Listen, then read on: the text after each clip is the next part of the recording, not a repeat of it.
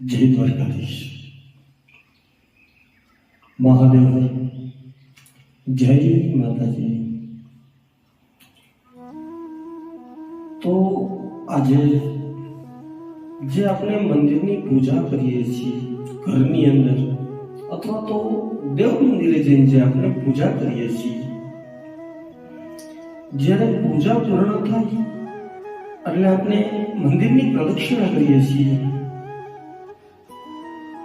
તો ઘણા લોકોનો એવો પ્રશ્ન હોય છે કે ગુરુદેવ, કયા દેવની કેટલી પ્રદક્ષિણા કરવી જોઈએ? તો શાસ્ત્રની અંદર જે લખેલું છે તે હું કહું છું।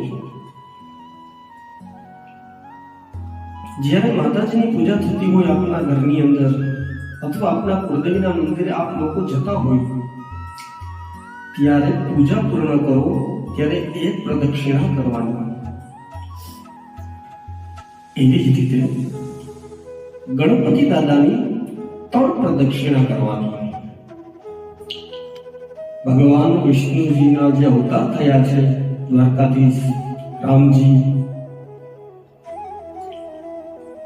ભગવાનના અવતારની અંદર 23 અવતાર જે થયા છે એમાંથી કોઈ પણ મંદિર આપ જાઓ તો એની 4 પ્રદક્ષિણા કરવી।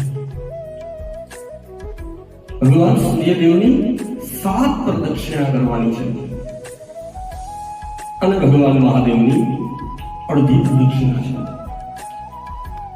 આપ લોકો ભગવાન મહાદેવની જ્યારે પ્રદક્ષિણા કરતા હો ત્યારે ગૌમુખ સુધી જાઓ છો, ત્યાંથી પાછા ફરો છો અને આ બાજુ થઈ અને ગૌમુખને પાછા દર્શન કરો છો। આવી રીતે ભગવાન મહાદેવની અડધી પ્રદક્ષિણા છે। પ્રદક્ષિણા કરવાથી શું થાય?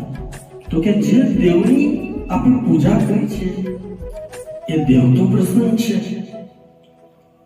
પ્રદક્ષિણા કરો પણ એનાથી આગળ શું છે? યાની કાની જ પાપાની જન્માંતર કૃતાની જ તાની સર્વાણીન શેતુ પ્રદક્ષિણાયા પદે પદે।